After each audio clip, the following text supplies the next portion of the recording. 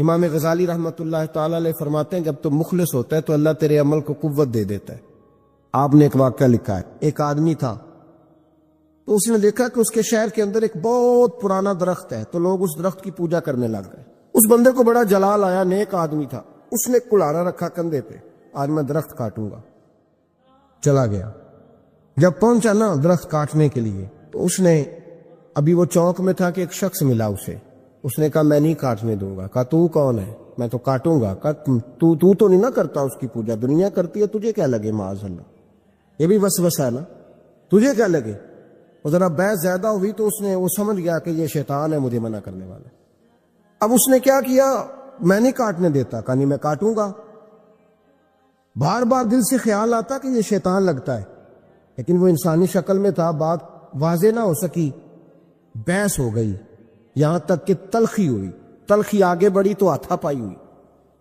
اس نیک آدمی نے الٹے ہاتھ سے اس شیطان کو پکڑا اور زمین پر پٹخ مارا، بچھاڑ دیا، اور کلاڑی لے کے کہنے لگا پہلے تیرا گلا کاٹوں گا پھر درخت کاٹوں گا۔ امام غزالی کہتے ہیں کہ وہ شیطان انسانی شکل میں اندر سے بولا، کہنے لگا اگر تو مجھے چھوڑ دے تو تیرا ایک فائدہ کر دیتا ہوں۔ اس نے کہا وہ کیا؟ کہنے لگا 2 دینار، روز تجھے فجر کے وقت اٹھے گا تو تیرے سرانے ملا کریں گے 2 دینار، درخت کاٹ کے تجھے کیا ملے گا؟ تو اس طرح کر، اس سے غریبوں کی مدد بھی کرنا، کھانا بھی، کوئی انسٹیٹیوٹ، کوئی ادارہ، کوئی جامعہ بھی بنا لینا۔ ہمیں چھیڑ کے درخت کاٹ کے، یہ بہت سارے لوگوں پہ حکومتیں ایسا کرتی ہیں، یہ مشورے دیتے ہیں مولانا آپ حکومت کے مسئلے میں نہ آئیں، آپ فنڈ لیں، آپ فلانا کام کریں، ادارہ بڑا کریں، آپ کو کیا لگے؟ اور یہ بھی ایک ترتیب ہوتی ہے۔ آپ اور بہت سارے لوگ مشورہ دیتے ہیں جی ٹھیک ہے دین کا کام زیادہ ہوگا، ادارے زیادہ بنیں گے، بچے زیادہ پڑھیں گے، لیکن دین کا مزاج یہ ہے کہ جو غلط بات کرے اسے روکا بھی جائے اور ٹوکا بھی جائے، اسے سمجھایا بھی جائے، یہ مزاج ہے دین۔ اس بندے کے اندر لالچ بیدار ہوگا، اس نے کہا بات تو ٹھیک ہے، اور پھر اندر نیا وسوسہ آیا کہ درخت کاٹ دوں گا تو بندے کل کسی اور کو پوجنے لگ جائیں گے، تو پیسوں کا فائدہ، غریبوں کی مدد ہوگی، فلاں نیکی ہوگی، فلاں خیر ہوگا، فلاں ویلفیئر ایسوسی ایشن بن جائے گی۔ گھر جا کے واپس چلا گیا، چھوڑ دیا، درخت کاٹنے کا ارادہ ختم۔ واپس گیا نا گھر، رات کو سویا، سویرے اٹھا تو 2 دینار پڑے تھے، بڑا راضی ہوا، کچھ کھایا، کچھ کھلایا، کچھ رکھا، کچھ بانٹا۔ اگلے دن پھر اٹھا تو پھر 2 دینار پڑے تھے، کچھ کھایا، کچھ کھلایا، کچھ بانٹا، کچھ لوگوں میں تقسیم کیا۔ 5-6 دن تو پیسے آتے رہے، 7ویں دن اٹھا تو کوئی شے نہیں تھی، 8ویں دن پھر کوئی نہیں تھی، 9ویں دن پھر کوئی شے نہیں۔ اب پھر کلاڑا اٹھا لیا، میں درخت کاٹوں گا۔ پھر چوک میں گیا، پھر شیطان انسانی شکل میں، اب پھر گفتگو ہوئی، میں کاٹوں گا۔ اس نے کہا اب نہیں تو کاٹ سکتا، میں لڑوں گا۔ کہا تو اب لڑ بھی نہیں سکتا۔ اب جب گتھم گتھا ہوئے، ہاتھا پائی ہوئے، جھگڑا ہوا تو شیطان نے پکڑ کے نہ الٹے ہاتھ سے زمین پہ دے مارا، 2-3 تھپڑ اس شخص کے ہاتھ پہ دیے، کلاڑا چھین، چل دوڑ جا۔ اب وہ کہنے لگا سچ بتا تو ہے کون؟ کہنے لگا میں شیطان ہوں۔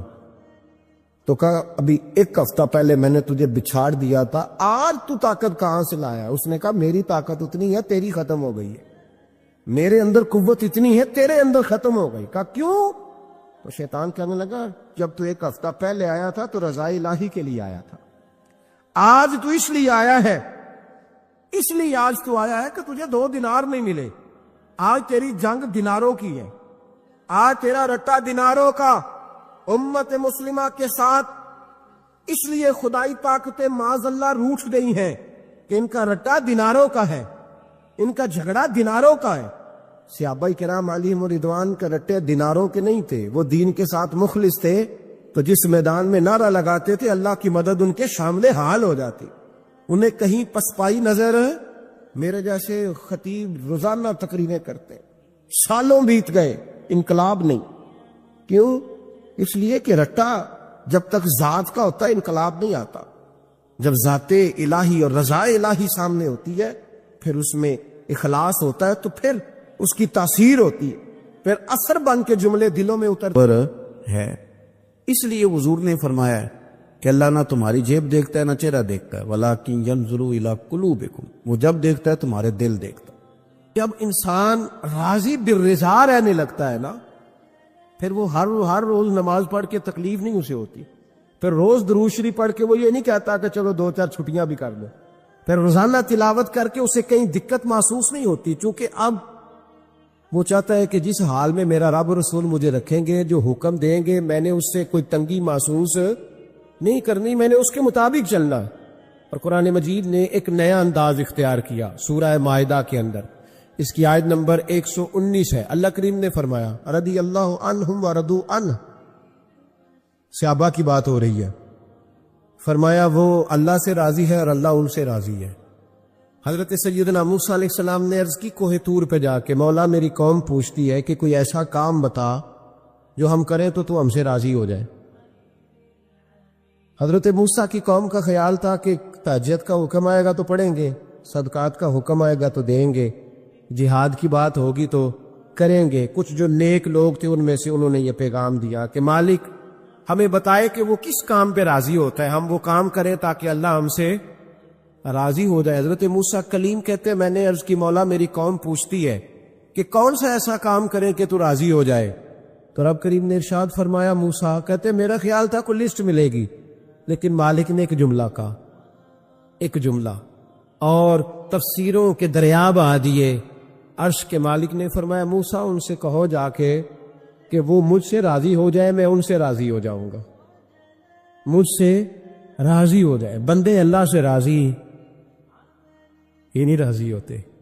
امام غزالی سے کسی نے پوچھا تھا، امام غزالی سے، کہ حضور اللہ کا بندے سے راضی ہونا کمال ہے یا بندے کا اللہ سے راضی ہونا کمال ہے؟ تو امام غزالی مسکرائے، فرمانے لگے رب تو بڑا ہی مہربان ہے، وہ تو بڑی جلدی راضی ہو جاتا ہے، وہ تو مسجد میں آ کے توبہ کرے تو اللہ راضی، کسی یتیم کے سر پہ ہاتھ پھیرو تو اللہ راضی، وہ تو کسی اندھے کو رستہ دکھایا تو اللہ راضی ہو گیا، وہ تو طوائف نے کتے کو پانی پلایا تو اللہ۔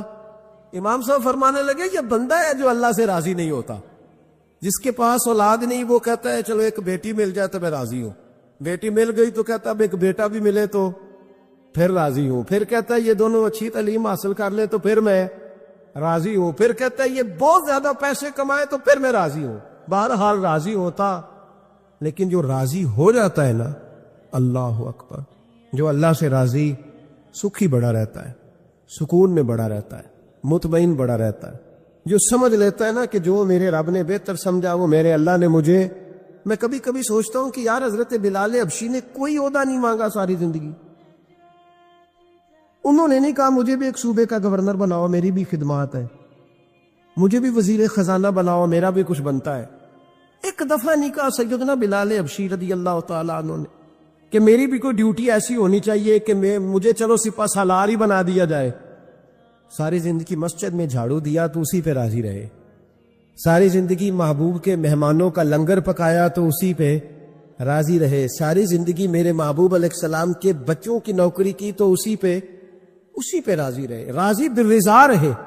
حدیث پاک سنیے، نبی پاک علیہ السلام نے ایک دن صحابہ سے پوچھا کہ تم کیا سمجھتے ہو، اپنے دل کو جب پوچھتے ہو، دل پہ توجہ کرتے ہو تو کیا جانتے ہو؟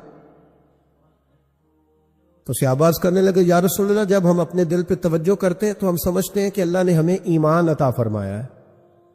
تو حضور نے فرمایا تمہارے ایمان کی دلیل کیا ہے؟ ایمان کی کوئی دلیل بھی تو ہوتی ہے نا، ہمارے زمانے میں تو کوئی دلیل نہیں، نماز نہیں پڑھتا پھر بھی میں مسلمان ہوں، روزہ نہیں رکھتا پھر بھی مسلمان، جھوٹ صبح سے شام تک، کہتا خبردار کسی نے مجھے ذرا بھی بات کی سب سے بڑا مسلمان میں ہی ہوں، بددیانتی، دھوکہ، فریب، فرار، لیکن خبردار کسی نے کوئی بات کی سب سے بڑا مفتی میں ہی ہوں۔ جرم سارے پائے جاتے، دلیل کیا ہے بھائی؟ اگر دیکھیں نا، اگر درخت ہے تو دلیل یہ ہے کہ پھل بھی ہے، شاخیں بھی ہیں، لیکن تو صاحب ایمان ہے تو دلیل کیا ہے؟ تو نبی پاک صلی اللہ علیہ وسلم نے صحابہ سے پوچھا کہ تم ایماندار ہو تو دلیل دو۔ تو بڑے خوبصورت تھے میرے محبوب کے تیار کردہ لوگ، عرض کرنے لگے یا رسول اللہ ایمان کی دلیل یہ ہے کہ اگر اللہ ہمیں نعمت دیتا ہے تو ہم شکر ادا کرتے، اگر کبھی مصیبت آتی ہے تو ہم صبر کرتے ہیں، اور یا رسول اللہ ہم اپنے رب کے ہر فیصلے پر راضی رہتے، ہم اپنے اللہ کے ہر فیصلے پر۔ اب حضور نے رزلٹ کا اعلان کیا تو میرے محبوب فرمانے لگے پھر سنو میں گواہی دیتا ہوں واقعی اللہ نے تمہیں دولت ایمان عطا فرمائی ہوئی، پھر واقعی اللہ نے تمہیں دولت ہے، اگر تم اپنے رب پر راضی ہو، اگر تم راضی ہو اس کام پر جس پہ اللہ نے تمہیں رکھا ہوا ہے، اگر تمہیں کسی کو دیکھ کر تکلیف نہیں ہوتی، اگر تم نہ حسد میں جلتے ہو، نہ بغض میں، نہ کینے میں، نہ تکبر میں، نہ احساس کمتری کا شکار ہوتے، اگر تم راضی رہتے ہو کہ میرے مالک نے بہترین زندگی مجھے دی، پھر اس کا مطلب یہ ہے کہ تم صاحب ایمان ہو۔ ہمارے زمانے میں لوگوں کی وہ تکلیفیں، صبر نہیں ہے، سکون نہیں ہے، بے چینی سی ہے، بے قراری سی ہے، معاشرے میں ایک عجیب سی ہلچل ہے۔ ہر آدمی سمجھتا ہے کہ وہ سامنے والا جو شخص ہے نا وہ بڑا سکھی ہے اور میں بڑی تکلیف میں ہوں۔ میں رات اپنے پیر بھائیوں کو سمجھا رہا تھا، میں کہہ رہا تھا یاد رکھنا جس آدمی کا عہدہ بڑا ہوتا ہے نا اس کا زخم بھی بڑا گہرا ہوتا ہے، اس کا زخم بھی بڑا۔ ہاں وہ کسی شاعر نے، شعر اردو کا ہے اور تھوڑا وکیع تھا شاعر بھی، تو بات بھی اس کی تھوڑی وکیع ہے، چلیں آپ سیانے لوگ ہیں آپ کی سمجھ میں آ ہی جائے گی۔ اس نے کہا تھا کہ ہجوم غم میں بھی توہین نے ضبط غم نہ ہوئی، ہجوم غم میں بھی توہین نے ضبط غم نہ ہوئی، ہم اس احتیاط سے روئے کہ آنکھ نم نہ ہوئی۔ لوگوں کو نہیں پتا چلا کہ ہم رو رہے ہیں، ہم نے واہ ویلا کر کے دنیا، ہم اس احتیاط سے روئے کہ ہماری آنکھ نم نہ ہوئی۔ ہم نے واہ ویلا کر کے نہیں بتایا کہ بڑی دقت میں، ہم نے اپنے آپ کو محفوظ رکھا، ضبط میں رکھا، حوصلے میں رکھا، اللہ کی رضا پہ راضی رہے، اپنے آپ کو اپنے رب کی رضا پر۔ میرے نبی پاک صلی اللہ تعالی علیہ وسلم نے فرمایا کہ قیامت کے دن میری امت کا ایک گروہ ایسا ہوگا جسے اللہ تبارک و تعالیٰ اس طرح جنت میں پہنچا دے گا جیسے کوئی بندہ اڑ کے جنت میں چلا جاتا ہے۔ وہ جب جنت میں پہنچیں گے نا تو فرشتے ان سے پوچھیں گے تم نے حساب دیا؟ کہیں گے ہمیں تو پتہ ہی نہیں حساب کیا ہے۔ پل سے رات سے گزرے، کہیں گے خبر ہی نہیں پل سے رات کہاں ہے، تو یہاں کیسے آ گئے؟ کہیں گے اللہ کے فضل سے، اللہ کے فضل سے۔ تو کہا بتاؤ تو صحیح تمہاری نیکی کیا تھی؟ تو کہیں گے دو باتیں تھیں، ایک تو ہم اللہ کے حلال کو حلال جانتے تھے، رب کے حرام کو حرام جانتے تھے، اور دوسرا یہ تھا کہ ہم اللہ کے ہر فیصلے پہ راضی رہتے تھے، اللہ کے ہر فیصلے پہ۔ تو جو رب کریم کی رضا پہ راضی رہے پھر اسے کسی حساب کتاب کا سامنا نہیں کرنا پڑے گا، پھر اسے پل سے رات کی دشوار گزار گھاٹیوں کا سامنا نہیں کرنا پڑے گا۔ شرط یہ ہے کہ وہ اللہ کی رضا پہ راضی رہے، وہ اللہ کے فیصلے کو بصیر و چشم مانے، وہ عاجزی اور انکساری کے ساتھ گردن جھکا دے، اپنے مالک کے فیصلوں پر جھکا دے۔ اللہ نے حضرت ابراہیم کو اولاد نہیں دی، پھر زمانے کے بعد دی، پھر دینے کے بعد کہا کہ جاؤ وادی غیر ذی زرع ان میں چھوڑ کے آؤ۔ سخت گرمیاں ہو جائے تو لوگ بچوں کو سکول نہیں بھیجتے، چھٹیوں کا اعلان ہو جاتا ہے، لیکن حضرت ابراہیم چھوڑ آئے بچہ، اور بچہ ایک تو بچہ اللہ تعالیٰ روٹین میں دیتا ہے تو اس کی قدر و منزلت اور ہوتی ہے، اور ایک بندہ بڑی دعاؤں التجاؤں خواہشات کے بعد لیتا ہے، اس کی قدر و منزلت۔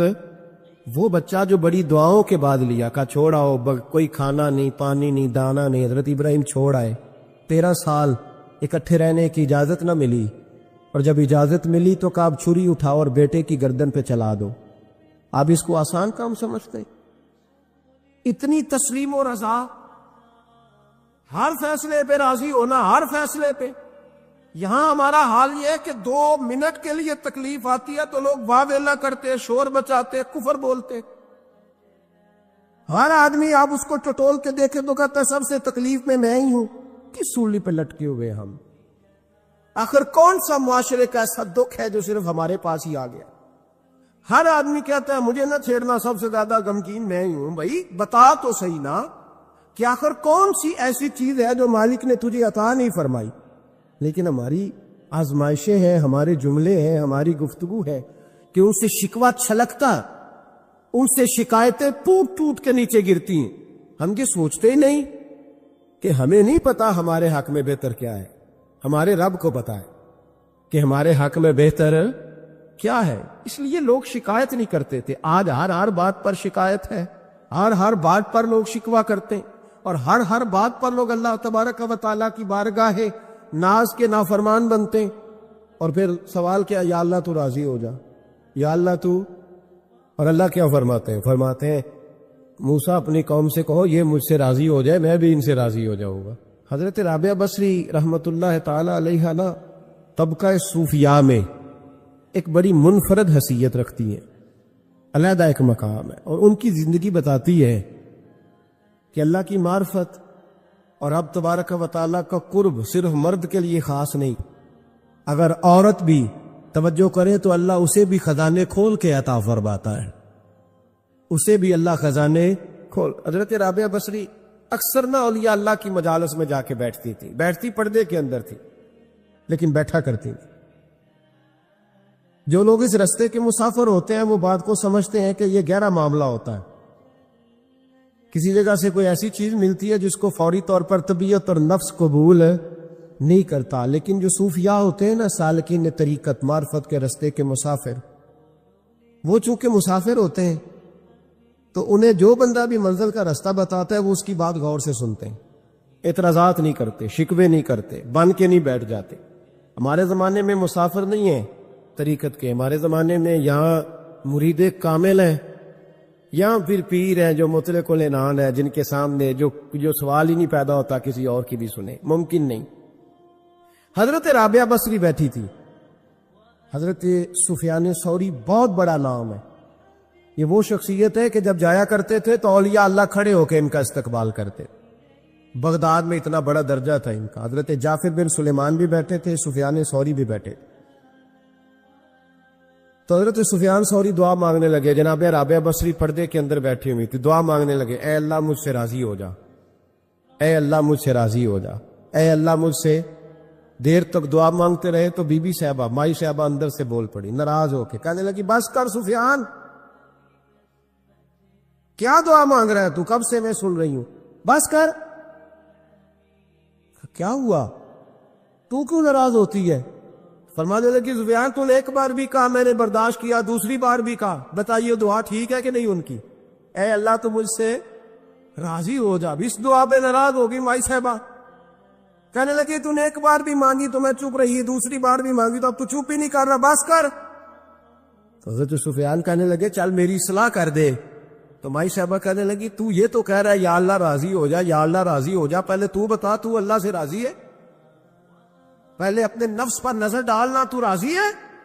روز نہیں مانگتا کہ 2 کروڑ چاہیے، 6 کروڑ چاہیے، انسان کا نفس روز نہیں کہتا بڑی گاڑی چاہیے، روز نہیں کہتا میرے بھی ٹھاٹ باٹ ہو، میں بھی بڑی گاڑی میں کھڑے ہو کے لوگوں کو ہاتھ لہرا کے لیڈر بنوں، روز نہیں کہتا میرا بھی بڑا نام ہو۔ پہلے بتا نا تو راضی ہے؟ حضرت سفیان ثوری نے جب بات سنی تو جھگڑا نہیں کیا، بلکہ اللہ اکبر کہا اور چیخ مار کے رونے لگے، کہنے لگے رابعہ تو سچ کہتی ہے، ابھی تو میں اس منزل تک نہیں پہنچا کہ میں رب سے راضی ہو جاؤں تو میں اسے راضی کرنے چلا ہوں، تو سچ کہتی ہے۔ قریب ہی حضرت جعفر بن سلیمان بیٹھے تھے، وہ بی بی رابعہ کے پاس گئے، کہنے لگے مائی صاحبہ مجھے تو بتا دے آخر بندہ اللہ سے راضی ہوتا کب ہے، یہ منزل شروع کب ہوتی ہے؟ تو آپ فرمانے لگی اس وقت کہ بندے کا جو حال نعمت ملنے پہ ہوتا ہے نا، جب وہی حال اس کا مصیبت آنے پہ ہو تو پھر سمجھو وہ اپنے رب سے راضی ہو گیا، پھر وہ اپنے رب سے۔ یہاں لوگ راضی نہیں ہیں، نہ شریعت کے حکم پر راضی ہیں معاذ اللہ، نہ دین کے آنے پر راضی ہیں، نہ نفاذ شریعت پر راضی ہیں، نہ لوگ اپنے ہر معاملے میں۔ دیکھیں نا کبھی کبھی تکلیف ہوتی ہے، کئی دفعہ لوگ بات پوچھنے آتے ہیں تو دل کرتا ہے انہیں ڈانٹ چھڑک دیں گے۔ طلاق کا مسئلہ پوچھنے کے لیے لوگ عالم کے پاس آ جائیں گے، طلاق کا مسئلہ پوچھنے۔ سوال یہ ہے کہ تو نے شادی سے پہلے کسی عالم سے رابطہ کیا تھا کہ مجھے بتائے بیوی کے حقوق کیا ہیں، اس کے ساتھ وقت گزارنا ہے میں نے تو کس طرح کے حقوق میں نے ادا کرنے ہیں، شریعت مجھے کیا حکم کرتی ہے؟ پوچھا تھا کسی عالم سے؟ دین کی ضرورت پڑی تو دین کے پاس آئے، لیکن دین کو عمل کرنے کے لیے کبھی حاصل ضرورت پڑی تو آ گئے، حاجت ہوئی تو آ گئے، طبیعت لگی تو آ گئے۔ میں درجنوں بار کہہ چکا ہوں کہ جب کسی آدمی کے پاس لاکھوں روپیہ ہوتا ہے تو کسی پیر کے پاس نہیں جاتا کہ حضرت صاحب بڑے پیسے ہیں بتائیں شکر کیسے ادا کروں، لیکن جب ذرا دقت آتی ہے، حالات خراب ہوتے ہیں تو ہر پیر کا دروازہ کھٹکھٹاتا ہے، کہتا ہے کوئی تعویذ دے دے۔ تو بتا جب تو تیرا دین کے ساتھ صرف تکلیف کا رشتہ ہے تو راضی بالرضا کب ہوگا؟ کب تو راضی ہوگا اپنے رب کے معاملات میں؟ کب تو راضی ہوگا؟ کئی دفعہ طبیعت میں تکلیف ہوتی، وہ حضرت صاحب حالات بڑے خراب ہوئے، پہلے آپ نے تعویذ دیا تھا تو صحیح ہو گیا، پھر خراب ہے، میں دوبارہ آ گیا، تو دل کرتا ہے ان سے کہنے سے کہ یار ہمارے ساتھ تمہارا رشتہ خراب حالاتوں کا ہی ہے، کبھی صحیح حالاتوں میں بھی آؤ نا، بڑے خوش حالات میں بھی آؤ کہ اب حالات بڑے اچھے ہیں، ہم حاضر ہیں، کوئی حکم کرے، خدا را راضی بالرضا رہنا سیکھے۔ کہتے ہیں انس بن مالک رضی اللہ تعالیٰ عنہ کہتے ہیں 10 سال حضور کی بارگاہ میں رہا، 10 سال، اور 10 سال میں نے حضور کے گھر میں نوکری کی۔ کہتے ہیں نبی پاک نے کبھی مجھے اف تک نہیں کہا۔ ہمارا اپنا بچہ جو ہوتا ہے نا بیٹا، اور 10 دنوں میں شاید سینکڑوں دفعہ سن لے یہ کیا کیا ہے وہ کیا، کہتے 10 سال حضور نے مجھے، کہتے میں نے ایک دن بڑا نقصان کر دیا، کوئی بڑی چیز مجھ سے ٹوٹ گئی، بڑا نقصان ہو گیا، تو فرماتے ہیں کہ نبی پاک صلی اللہ علیہ وسلم کی ایک زوجہ محترمہ مجھ پر جلال کرنے لگی، اور ان کا جلال بالکل بجا تھا، ان کا غصہ بالکل ٹھیک تھا، اس لیے کہ میں نے واقعی بڑا نقصان کیا تھا۔ کہتے ہیں وہ جب جلال کرنے لگی نا تو محبوب تشریف لائے، کیا ہوا؟ کہا یا رسول اللہ یہ دیکھیں اس نے کتنی بڑی چیز توڑ دی۔ تو کہتے ہیں اب میرا خیال تھا کہ یہاں سے بھی مجھے ڈانٹ پڑنی ہے اور پڑنی چاہیے بھی، اس لیے کہ میں نے آج بڑا نقصان کیا ہے، لیکن کہتے ہیں محبوب میرے قریب آئے اور میرے کندھے پہ ہاتھ رکھا، زوجہ جلال میں تھی تو محبوب نے کیا خوبصورت جملہ کہا، ساری سوچ ہی بدلتی، فرمانے لگے اس کو نہ ڈانٹ، اس چیز کا ٹوٹنا میرے رب کی رضا تھی تو چیز ٹوٹ گئی ہے، یہ میرے رب کی رضا تھی تو یہ چیز اب یہ غریب ہے اس کا دل نہ توڑ، وہ ٹوٹ گیا، وہ جو ہونا تھا سو ہو گیا، اب چھوڑ، یہ میرے اللہ کی اس چیز کا اتنی دیر رہنا ہی ہمارے حق میں بہتر تھا، تو ٹوٹ گئی تو ختم۔ کہتے بڑا جلال تھا محبوب کی زوجہ کو، لیکن انہوں نے جب بات سنی تو پھر مصطفیٰ کریم کا گھرانہ، پھر حضور کی ازواج پاک مومنوں کی مائیں، کہتے ہیں اسی وقت وہ بیٹھیں اور انہوں نے میری طرف بڑی شفقت کی نظروں سے دیکھا، اور ان کے غصے کو میں نے پیار میں بدلتے دیکھا۔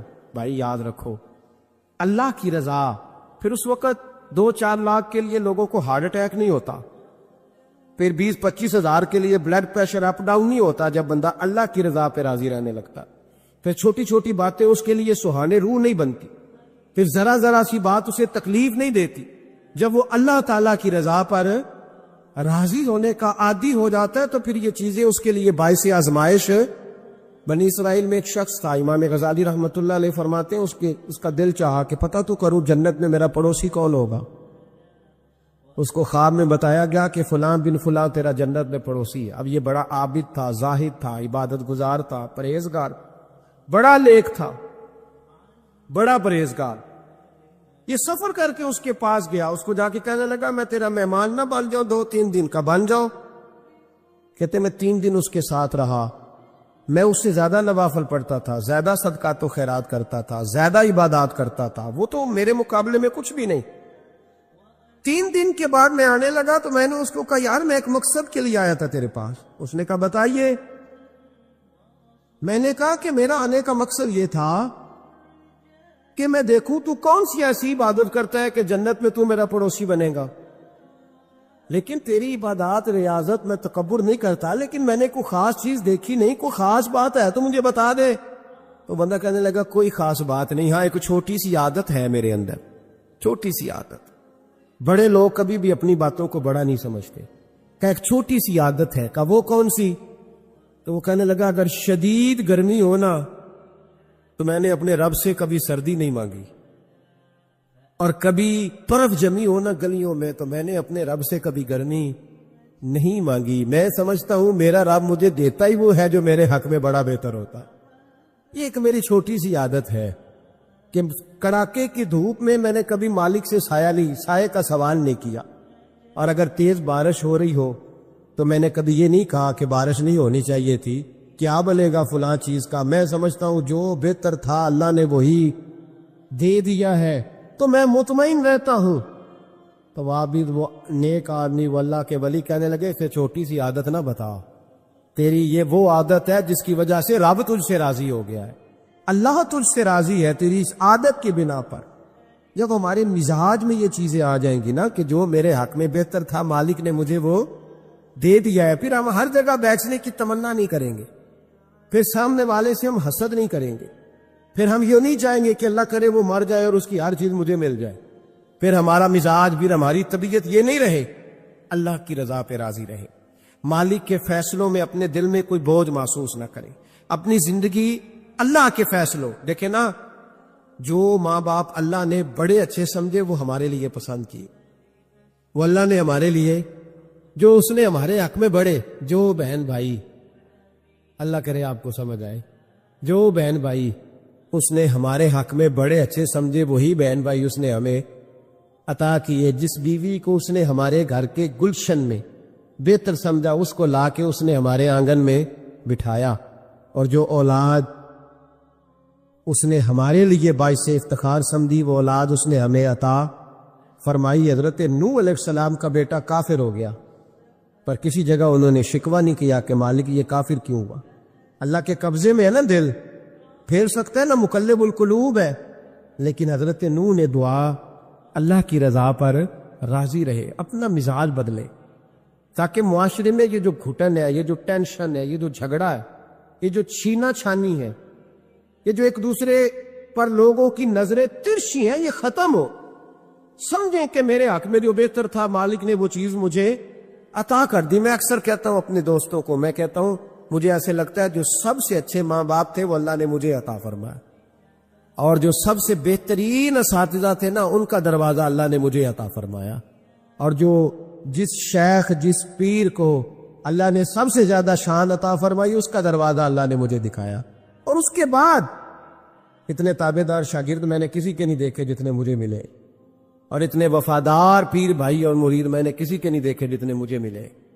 میں اس بات پر، اور میں بات اس لیے نہیں کر رہا، میں آپ کو دل کی گہرائی سے بات بتا رہا ہوں کہ یہ عنوان زندگی ہے، یہ روح زندگی ہے. میں کبھی کبھی بڑے ناز کے ساتھ سجدہ شکر ادا کرتا ہوں کہ ایک بہت بڑا خوش نصیب شخص ہوں. اب یہ بات صرف سوچنے کی ہے. 100 لوگوں میں سے اگر ان 2 پہ ہی بندہ غور کرے جو نافرمان ہے تو پھر زندگی آگے چل سکتی. تو 98 پر غور کیوں نہیں کرتا؟ تو 98 پر غور کیوں نہیں کرتا؟ اگر کسی شخص کے ساتھ تیرے 20 سال گزرے اور تو صرف اس ایک دن کو یاد رکھے جس دن میں اس نے تکلیف دی تھی تو پھر یہ تیری زیادتی ہے. تو باقی ان دنوں کو کیوں نہیں یاد رکھتا جن دنوں میں اس کے تیرے ساتھ محبت والا معاملہ فرمایا، خدمت والا، راضی بالرضا کا مزاج بنائے. یہ مسلمان کے ایمان کا حسن ہے، یہ مسلمان کے کردار کا کمال ہے، یہ مسلمان کی سوچ کا بلند معیار ہے، یہ مسلمان کا اعلیٰ مقام ہے. حضرت عبداللہ ابن عمر کا بیٹا بیمار ہو گیا. بڑے پیارے ہوتے ہیں نا بیٹے. آپ بڑے پریشان تھے، شدید پریشان. صحابہ کہتے ہیں ہم نے آپ کو بڑی تکلیف میں دیکھا، کبھی اس حکیم کے پاس، کبھی اس حکیم کے پاس، کبھی اس جگہ، کبھی اس جگہ. کچھ دنوں کے بعد بیٹا انتقال کر گیا. لیکن کہتے ہیں جب ہم تعزیت کے لیے گئے تو ہم نے ان کے چہرے پر بہت ساری سکون کو، بہت ساری راحت کو دیکھا. بیٹا انتقال کر گیا. جب وہ بیمار تھا تو پریشان تھے، اب جب انتقال کر گیا تو سکون میں. تو کہتے ہم نے ان سے سوال کیا کہ حضور اس وقت آپ پریشان تھے، انتقال کے بعد تو لوگ زیادہ پریشان ہوتے ہیں، اب آپ سکون میں ہیں. تو آپ فرمانے لگے جب تک میری ڈیوٹی تھی میں پریشان تھا، خدمت کر رہا تھا، نوکری کر رہا تھا. اب میں اسے اس کے پاس چھوڑ آیا ہوں جو مجھ سے بہت زیادہ اس کا خیال رکھنے والا ہے، جو مجھ سے کئی ہزار گنا بڑھ کے اس پر توجہ کرنے والا ہے. اب مجھے پریشانی، اب میرا قریب مجھ سے کہیں بڑھ کر اس کا خیال رکھے گا، اسے سکون دے گا، اسے راحت دے گا. اور میں اپنے رب کے فیصلے پر بڑا راضی ہوں. اس نے جو بہتر سمجھا اس نے میرے حق میں وہ فیصلہ.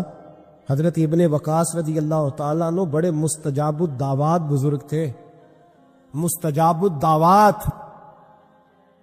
حضرت عبداللہ بن صائب رضی اللہ تعالیٰ عنہ فرماتے میں حج کرنے گیا تو میں طواف وداع کرنے گیا. حج کا آخری رکن ہوتا ہے، پس آتا ہے نا آفاقی حاجی تو طواف وداع کرتا. کہتے جب میں طواف وداع کرنے گیا تو طواف وداع کے موقع پر میں نے دیکھا کہ جتنا رش حجر اسود کے پاس ہے اتنا ہی حضرت ابن وقاص کے پاس بھی ہے. شاید سمجھ نہیں ہے یہ آپ کو میری بات.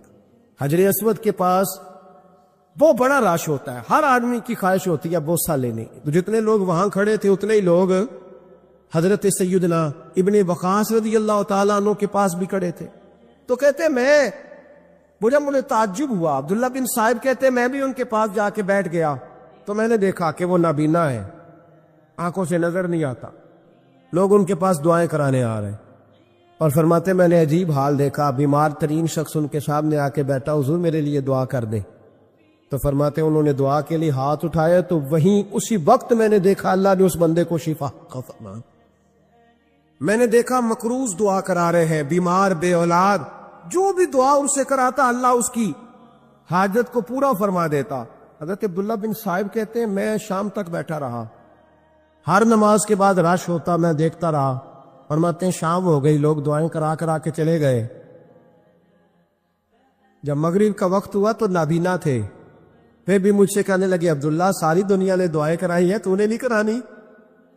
تو صبح سے بیٹھا ہے بس دیکھے ہی جا رہا ہے, تو نے نہیں کوئی دعا کرانی؟ تو کہتے ہیں میں نے کہا حضور میں نے دعا نہیں کرانی, ایک سوال پوچھنا ہے. تو فرمانے لگے پوچھو. تو میں نے کہا حضور سارا زمانہ جو دعا کراتا ہے اور اللہ آپ کی قبول کرتا ہے, تو ایک دعا آپ اپنے لیے بھی کر لیں, اللہ آپ کو آنکھیں عطا فرما دے. مالک جو قبول کر رہا ہے تو ایک کر لے اپنے لیے بھی. میں گڈی تے ہتھ ڈور سجن دے, او جنج رکھے اونج رہنا ہے, او جنج رکھے اونج رہنا ہے. واجب نہیں جی وچ شریعت مندہ قسم لو کہنے لگے ایک دعا اپنے لیے بھی کر لیں. کہتے ہیں جب میں نے یہ کہا تو بن وقاص رو پڑے, اتنا روئے کہ ان کی ہچکی بند گئی. کہنے لگے نا, جب تک رب نے چاہا اس نے مجھے آنکھیں دی,